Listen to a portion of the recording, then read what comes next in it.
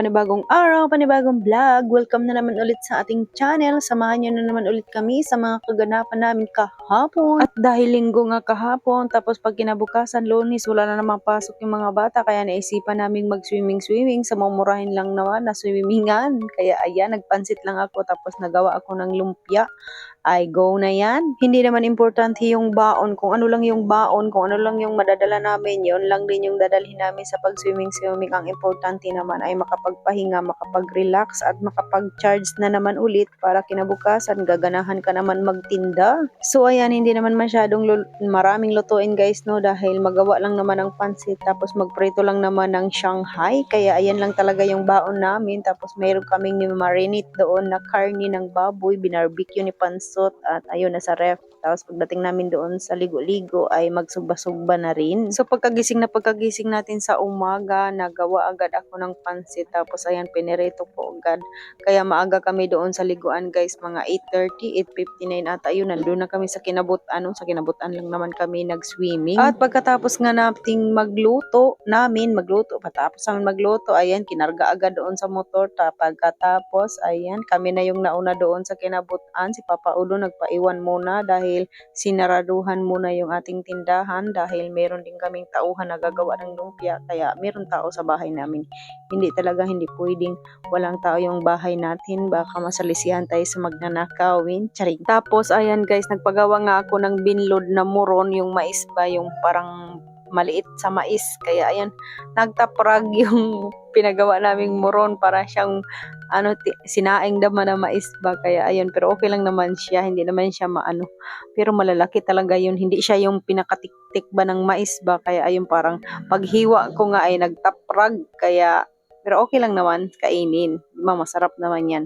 Kaya sa susunod magpagawa tayo ng muron, medyo malalaki kasi yung napagawa natin, binigay lang kasi yun ni Tatay Rogelio sa amin. Kaya ayun. Kaya may pinakamaliit pa pala yung binlod na iyon. Kaya yung naibigay sa amin ni Tatay Rogelio, yung medyo malalaki. Kaya okay lang naman, masarap naman siya, no? Muron pa rin. Hindi pa rin siya, pero malalaki nga. At dahil wala pang almusal ang lahat, kaya pagdating namin dito na rin kami nag-almusal. Si Papa Udon nga sa bahay ay walang almusal yun.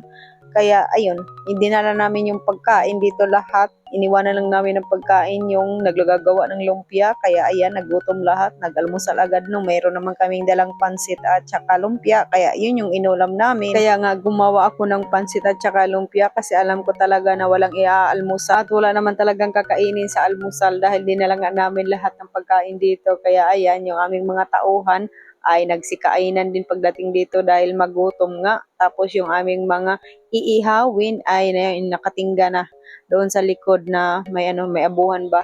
Kaya ayan, nagsikainan muna kami bago kami mag-ihaw-ihaw at nagdala na rin ako ng hotdog para pandagdag talaga sa aming mga pagkain ba dahil medyo marami nga kami ngayon. Tapos yung Binugho Boys naman, yung tropa ay hindi nga nakapunta dito dahil nagpesta sa Balogan. Kaya ayun, hindi sila nakapunta. Tapos ayan, yung mga bata ay si Alter dyan guys ay kuha ng mga isda, mga masag dyan sa sapa na iyan. Kaya ayun, nagpasama doon sa kanyang mga kuya, no. Tapos ayan, wala pang katao-tao talaga dito dahil kami nga nauna. At ayan, nagsugba na agad sila dahil tapos na kaming mag-almusal. Yan lang yung uulam namin pananghalian. Ayan. Tapos may hotdog na rin at gusto rin ni Alter. Buti si Alter nakadami ng pagkain niya, no, dahil may hotdog nga. Hindi kasi yan mahilig si Alter sa karne. Gusto niya isda talaga. Kaya ayun, nagbili na rin kami ng isda para ihawin. Kaya ayun, kumain siya. Madami yung nakain niya, no. Tapos ayan na. At dahil hapon na, uwian time na. Kaya ayan, kami uwian na dahil medyo malamig nga yung panahon. Umuulan-ulan kasi, kaya hindi rin masyadong mainit. Maulan-ulan, sakto lang yung weather namin. Kaya ayan. At buti nagkasya kami dito sa aming sidecar. Tapos yung sila Papa Odo naman ay doon sa single sila. So bali 3 sasakyan kami. Ayan, at pauwi kami. Buti na lang din si Alter, dinalhan ko ng damit.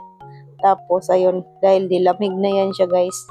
Hindi niya kaya yung lamig, no, dahil maulan-ulan nga dito sa amin. O siya guys, hanggang dito na lang muna yung ating video. Thank you for watching at puputulin ko na yung ating video dahil medyo nakakahilo yung video natin dito dahil super galaw-galaw. Kaya hanggang dito na lang. Maraming salamat. Thank you for watching. Bye!